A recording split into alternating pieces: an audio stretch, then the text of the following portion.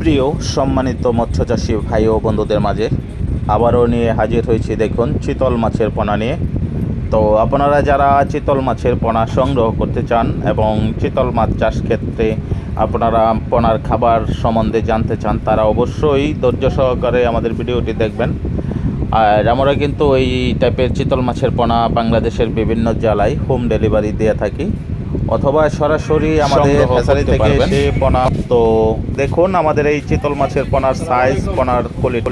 তো এই পোনার খাবার হিসাবে কিন্তু আপনারা রুই মির্কা এবং ব্রিকেট, সিলভার, সরপুঁটি এইসব মাছের রেনু, ধানি পোনা আপনারা কিন্তু খাবার দিতে পারবেন এবং পাশাপাশি কিন্তু খোল ভিজিয়ে খাবার প্রয়োগ করতে পারবেন। তো দেখুন, এই হলো চিতল মাছের পোনার সাইজ। আর অবশ্যই চিতল মাছ চেনার উপায় হলো, চিতল মাছের গায়ে দেখেন এরকম ফোঁটা ফোঁটা দাগ থাকবে, তো ওইটাই কিন্তু অরিজিনাল চিতল মাছের পোনা হবে।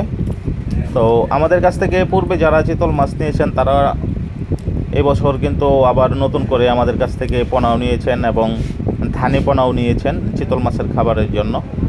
তো যারা নতুন উদ্যোক্তা তাদের উদ্দেশ্যে বলবো যে অবশ্যই আপনারা চিতল মাছ কিন্তু চাষ করলে লাভবান হতে পারবেন, কারণ চিতল মাছ খুবই একটি সুস্বাদু মাছ এবং খুবই একটি মাছ আমাদের।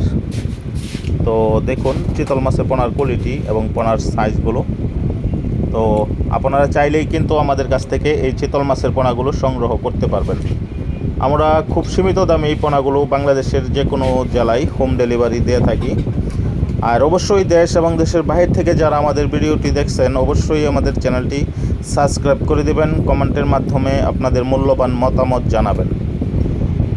তো প্রিয় মৎস্যচাষী ভাই ও বন্ধুদের নয়নতারা